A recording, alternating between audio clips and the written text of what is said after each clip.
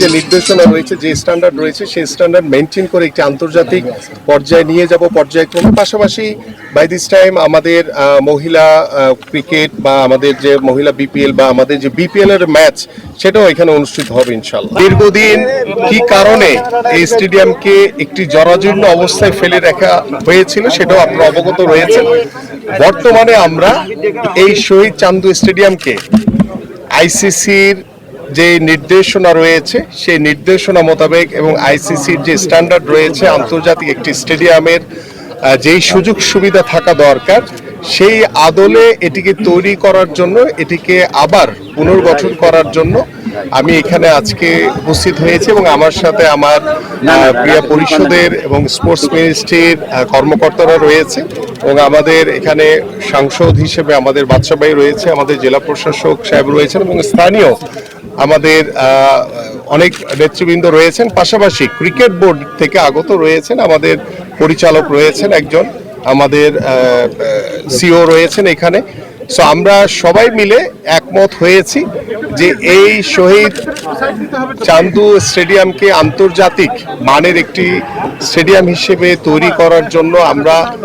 কার্যক্রম দ্রুতই শুরু করব। কারণ আমাদের জুলাইয়ে আমাদের একটি প্রমিলা বিপিএল তৈরি অনুষ্ঠান করার একটি চিন্তাভাবনা আমাদের এখানে রয়েছে এবং আমরা আশা করি যে সেই পর্যায়ক্রমে আন্তর্জাতিক একটি মাঠ তৈরি করার জন্য শহীদ চান্দু স্টেডিয়ামকে আমাদের পক্ষ থেকে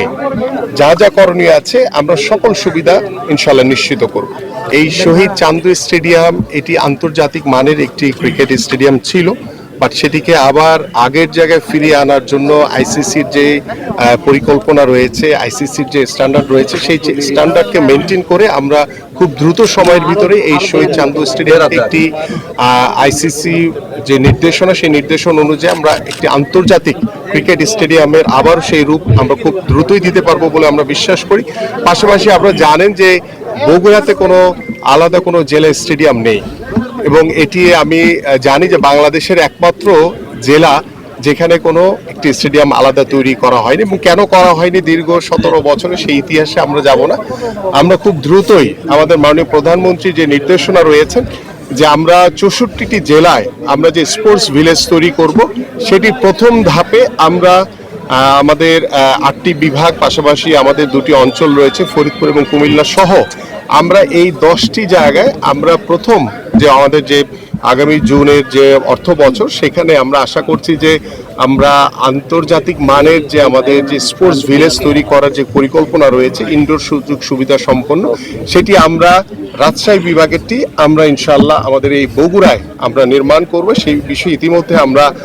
সিদ্ধান্ত নিয়েছি এবং এই বগুড়ার পাশাপাশি আমরা টোটাল 10টি অঞ্চলে আমরা আমাদের স্পোর্টস ভিলেজ তৈরি করব এবং সেটি পর্যায়ক্রমে প্রত্যেকটি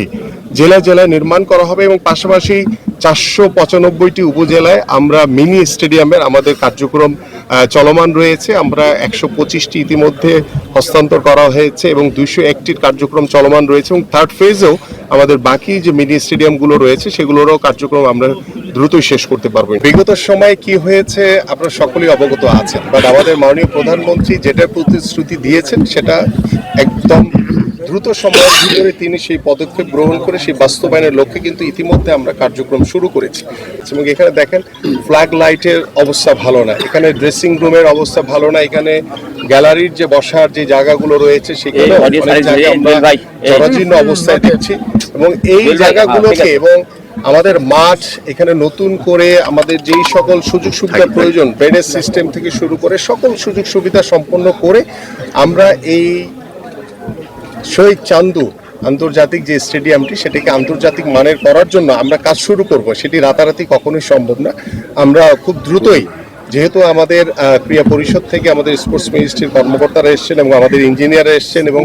অলরেডি আমরা এটাকে আইডেন্টিফাই করেছি যে কোথায় কোথায় আমাদের সমস্যাগুলো রয়েছে এবং আমাদের ক্রিকেট বোর্ড থেকেও সিও সহ আমাদের যে নতুন যে অ্যাডক কমিটি দিয়েছি সেই অ্যাডক কমিটির সদস্য সহ আমরা এখানে উপস্থিত হয়েছি। তো আমরা আশা করি যে আমাদেরকে একটু সময় দেন, আমরা যা বলেছি আমাদের যা চিন্তা ভাবনা রয়েছে সেটা অক্ষর অক্ষর ইনশাল্লাহ আমরা বাস্তবায়ন আশা করি যে আমরা মহিলা যে বিপিএল সেটা জুলাইতে অনুষ্ঠিত হওয়ার চিন্তা ভাবনা একটি রয়েছে আমাদের। তা আমাদের যেহেতু মাঠের সংস্কারের কাজ রয়েছে, তো আমরা এই মাঠটিকে আইসিসি যে নির্দেশনা রয়েছে, যে স্ট্যান্ডার্ড রয়েছে সেই স্ট্যান্ডার্ড মেনটেন করে একটি আন্তর্জাতিক পর্যায়ে নিয়ে যাব পর্যায়ক্রমে। পাশাপাশি বাই দিস টাইম আমাদের মহিলা ক্রিকেট বা আমাদের যে মহিলা বিপিএল বা আমাদের যে বিপিএল এর ম্যাচ সেটাও এখানে অনুষ্ঠিত হবে ইনশাল্লাহ।